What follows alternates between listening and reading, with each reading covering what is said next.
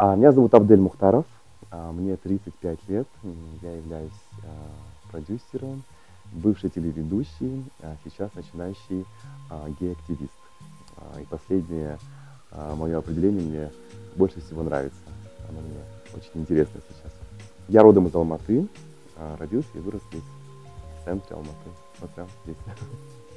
Довольно серые чувства и переживания, через которые я сам прошел. Это непринятие себя, это страх, это ненависть. Ну, такой спектр довольно темных чувств в себе на пустом месте, там, где этих чувств быть не должно. К сожалению, наши ребята, геи, девчонки, лесбиянки боятся говорить об этом открыто, то у большинства людей просто нету примеров, с кем поговорить на эту тему, да, с кем открыться. Поэтому мне хотелось повышать видимость, улучшать репрезентативность ЛГБТ плюс сообщества. И мелкими шагами вот я это делаю. Почему-то люди с гомосексуальной ориентацией, они склонны к творчеству, да? От Бога нам дано такое. Вот. Я всегда к девушкам относился больше как к моим музам. Я с детства увлекаюсь музыкой, танцами, дизайном, графикой. То есть мне всегда была интересна творческая жизнь, креативные какие-то сферы. И, в принципе, я и смог обернуть свое хобби в дело своей работы. Изначально я закончил экономический вуз, КИМЭП, самый лучший алматинский вуз, на финансы. Вот. Но параллельно я всегда хотел заниматься чем-то более творческим, чем-то более креативным. И я, проработав 1,5 года в крупной международной финансовой компании, все бросил и поехал учиться в Лондон, Royal Holloway University of London, как раз таки на продюсера.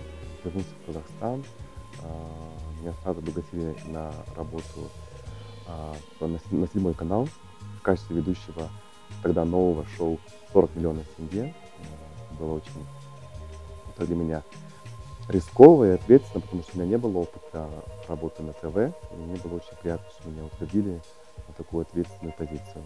Но далее я создал свою вокальную группу Mezzo, которая в этом году исполняется уже 10 лет. Вот, и, конечно, время шло, и я очень сильно закрылся в себе, потому что я был всегда мальчиком правильным, из хорошей семьи, отличником, никогда не пил, не курил, был всегда старостой, первым в классе, первым в чем-либо, во всем победитель. И поэтому мне тогда казалось, что вот эта моя черта на меня, ну, так сказать, дискредитирует, мне казалось, что она меня очернит, и поэтому я так все это закрыл себе, все, нет, я не гей, нет, такого быть не может. На долгие годы это было. Я очень, так сравнительно поздно принял себя, свою ориентацию.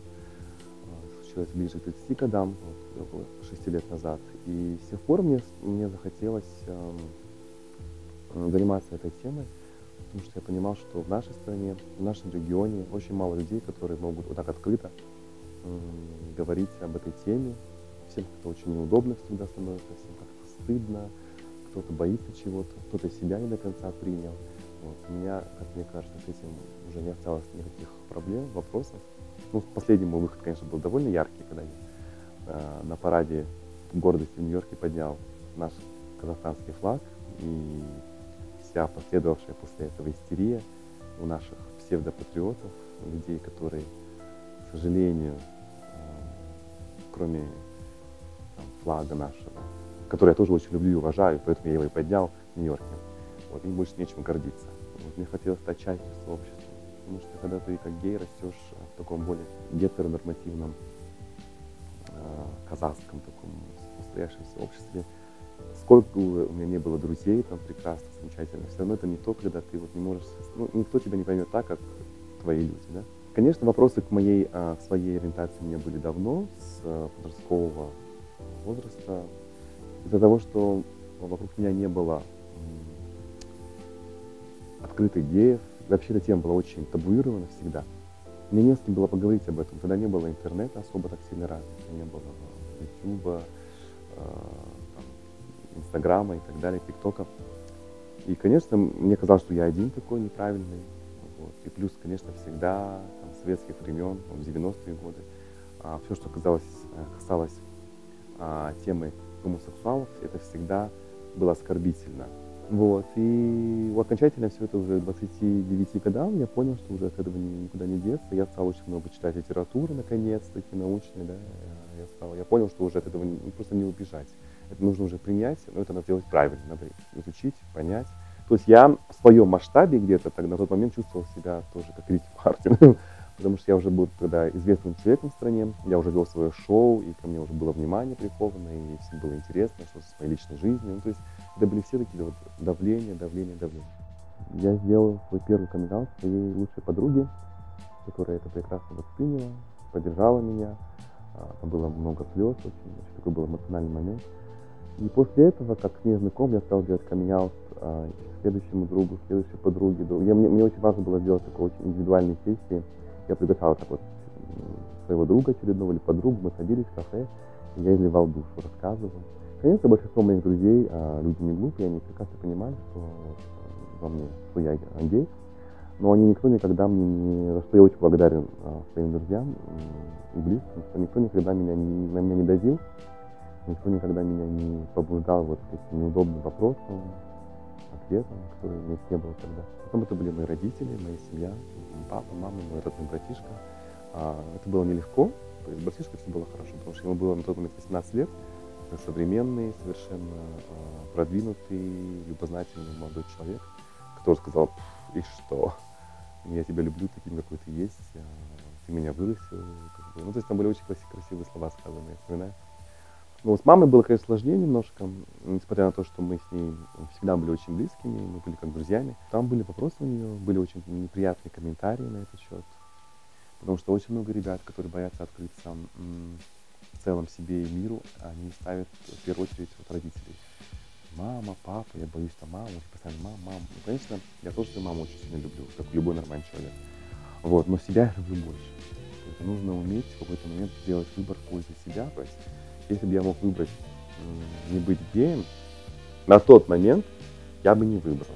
Сейчас я очень счастлив и очень горд быть этим, являюсь, ни за какие деньги не поменяю свою жизнь на что другое. ЛГБТ-тема, она все равно остается такой очень у обочин. Эта тема, у нас нету человека, который мог бы открыто заниматься. Человеком, нету человека, который имел бы вот аудиторию, микрофон, силу, власть, деньги, в конце концов. Вот, я бы хотел стать таким человеком, наверное, который вот может, потому что это правильно. Увлеченно, с большим интересом наблюдая за молодежью, которым 18, 19, 20 лет, которые вполне открыты по поводу своей идентичности, ориентации. Они говорят: да, ну как бы я гей, я трансгендер, я бисексуал, я пансексуал. Они очень к этому подошли так очень продуманно, и они не боятся об этом говорить. Да, я хочу остаться в Казахстане, хотя мне многие говорят: там, да, нужно уехать там, в Америку или в Европу. Я не хочу уезжать никуда, потому что мне нравится жить в Казахстане. Я люблю свою страну, я люблю свою родину, я люблю свой город, я люблю свой дом, в конце концов. Мы уже перестали бояться, мы перестали просить принять нас. Мы не обязаны никого ничего просить. Мы такие же члены гражданского общества Казахстана. Вот поэтому я и поднял наш флаг. Да, я думаю, что рано или поздно гей-парад произойдет в Казахстане. И, конечно, я так думаю, что это будет Алматы. Я знаю, что очень многие ребята из разных городов, сел, аулов, они стремятся в Алмату. Не потому, что здесь там больше заработка, там, работа это тоже, конечно, это другая проблема нашей страны, да?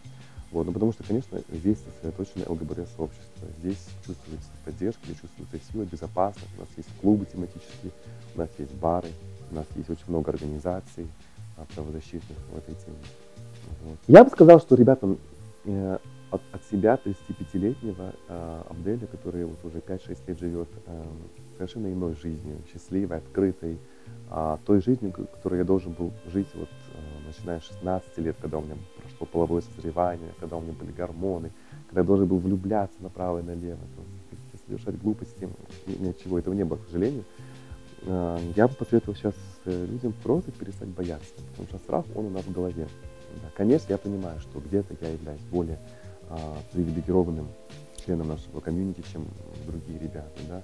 Вот, но, по крайней мере, чем больше мы будем говорить о себе, повышать свою видимость, репрезентативность, тем лучше, в первую очередь для нас самих, во-вторых, для всего общества.